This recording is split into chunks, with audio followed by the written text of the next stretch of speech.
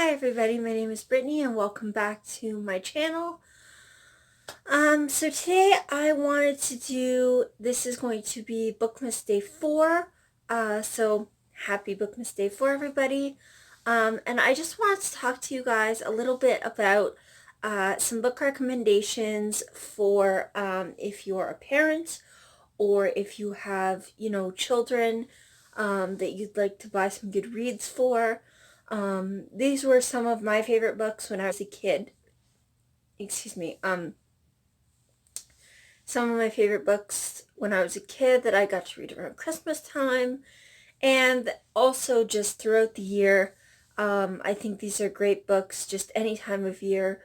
Um, and so I think a lot of kids would really enjoy them. And for each book that I talk about, I'm going to be putting a picture of it up on this side of the screen. So you guys will be able to see a photo of each book that I talk about. Okay, so to start off, the first book that I want to talk about, and I'm just going to go through these quickly. I'm going to try to make this a fairly short video. If you guys want to know more about any of these books, I will try to link the ones that I can find anyway below.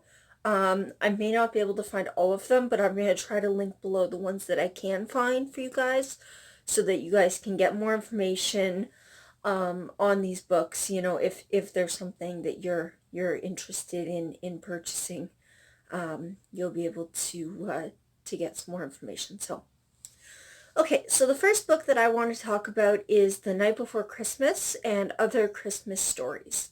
So this book was a book that I always used to read around Christmas time. Reading was always a big thing with my parents and me, and so my mom would read this book to me when I was really young, and then eventually as I got older and started reading it, I would read it to myself. I would also read it out loud to her some nights. Um, when I was really young. So I think this is a great book for young kids. It's really a great book for any age, but it's especially geared towards young children. So, and I think too, most of the books that I talk about in this recommendations video, you guys will be able to figure out for yourselves, sort of what age group you would feel comfortable with, reading this book to your child or having your child read this book. So it's just a book full of children's tales. The first one is obviously The Night Before Christmas, and there's also a lot of other really wonderful sort of magical children's Christmas stories in this book. So okay, so the next book that I want to recommend to you guys is The Velveteen Rabbit by Marjorie Williams. So this book is a favorite of mine. It's been a favorite of mine ever since I was a little kid. I myself had a stuffed rabbit that I slept with for years and years and years and years and years. And then eventually I took it down to Toronto at one point and I lost it in the hotel down there. That bunny was the most precious object in the world to me. That bunny was everything to me. It was a friend, a confidant. When I was a kid, it was always slept with me. I couldn't sleep without it. It was like the most precious thing in the world to me. And that bunny, it got lost then down in Toronto in a hotel. But the point is that this story always reminded me of that bunny, and it still does. I did have a real bunny at one point too in my life, so it kind of reminds me of that one as well. This is a story about a velveteen rabbit. It is about a young boy who receives a velveteen rabbit for Christmas, and the velveteen rabbit's biggest dream, along with all the other toys in the nursery, is to become real. And then eventually the boy gets sick and the rabbit is discarded and something magical happens. And I won't spoil the ending for you guys, but I think most of you who have, you know, heard about this book, you know what happens. Um, and it's a wonderful and very comforting um, story, especially if you have a child who maybe has lost a favorite toy. It's a very, very comforting read, and it's certainly something that would appeal to very young children, children of any age really, but especially younger ones. It's a really, really great book. I have not seen the movie, so I can't in good conscience recommend the movie because I haven't seen it. So, if you guys want to go on and check out the movie and try to figure, you think your child would be comfortable with that, or you would be comfortable with that, or whatever, um, that is definitely, that's your choice. But I can't in good conscience in this video. First of all, it's not a book. I mean, The Velveteen Rabbit's a book, but the movie of The Velveteen Rabbit is not a book, obviously. So I can't in good conscience recommend the movie because I haven't seen it. So, okay, the next book that I want to talk about are the Tales of Redwall series by Brian Jacques. Now, this is skipping to older children, kids who are reading on their own. This is a fantastic series. I loved this series as a kid. I dove into the world of Redwall. I still go back to it whenever I'm feeling just in need of something comforting, something to kind of get me away for a while. I still go back and read these books. They're fantastic. They really deal with a lot of issues, I think, very well.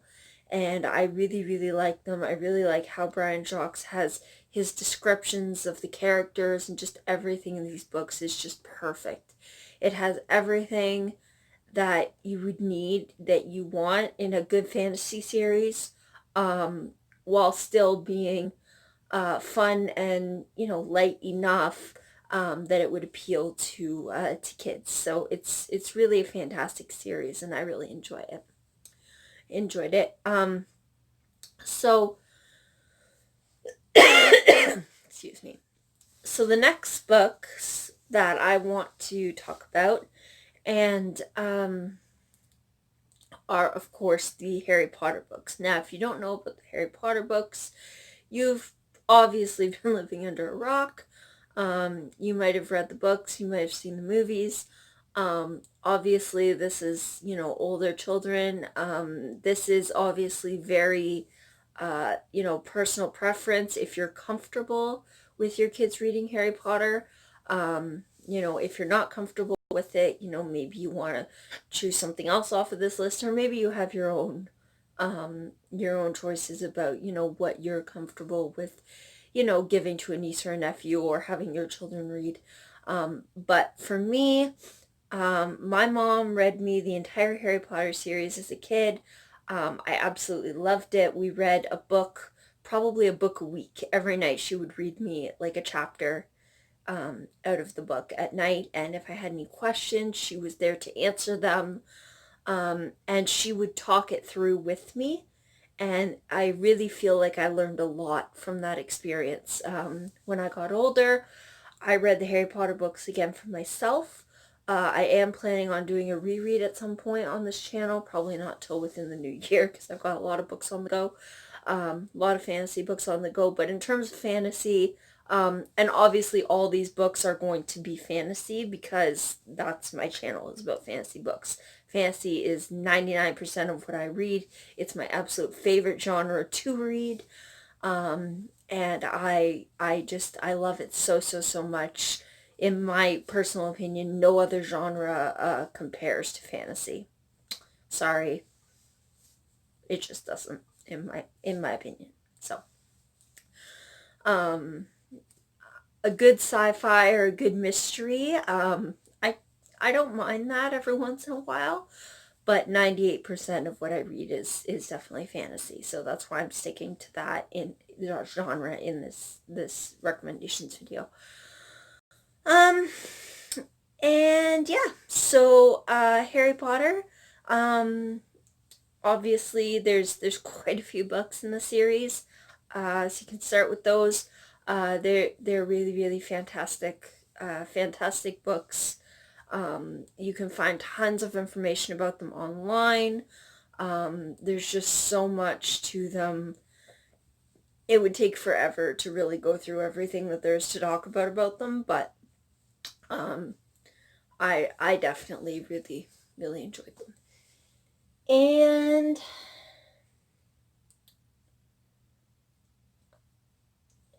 the other book that I want to mention is, um, you know, you can't really do a recommendations video without a good classic. And for me, sorry, I'm just looking at my shelves there for a second. So for my classic recommendation, I'm going to recommend The Little Prince by Antoine de Saint-Exupéry. Um, it is an incredible tale of a pilot who gets stranded in the desert, and he ends up meeting this young prince who is from another planet.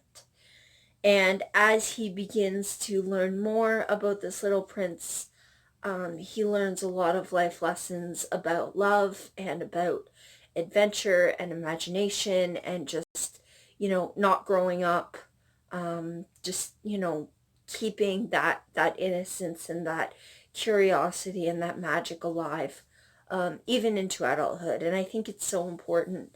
It's a really, really fantastic book.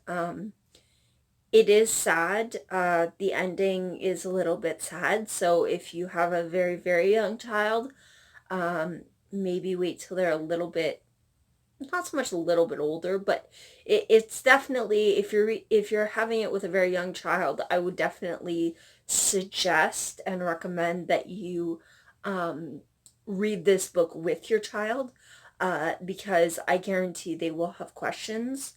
And I just think it's really important, that they're able to ask those, and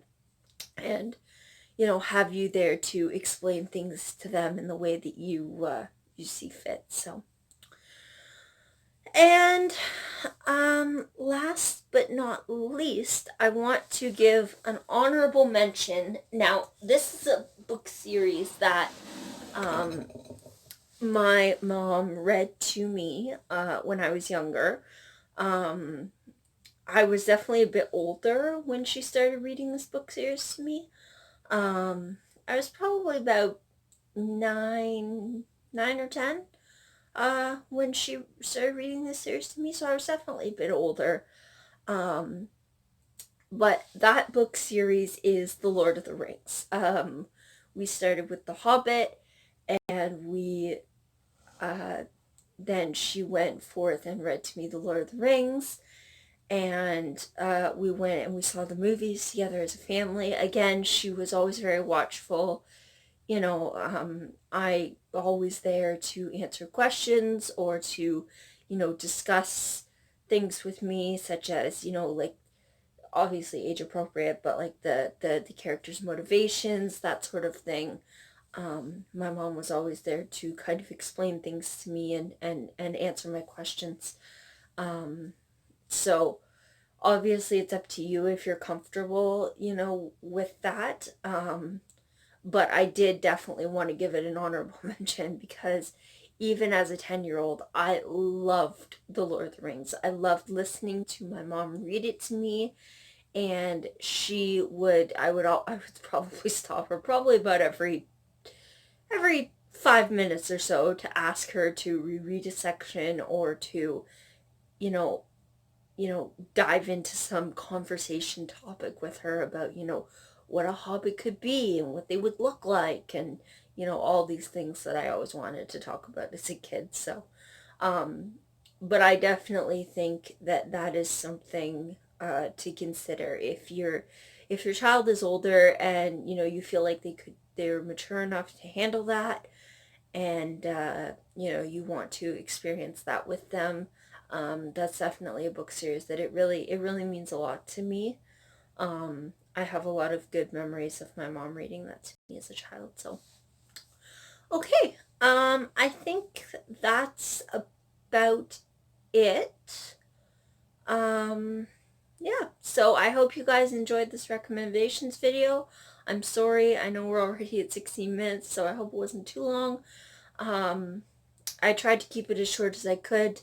Um, yeah. So, uh, I think this is where I'm going to end it.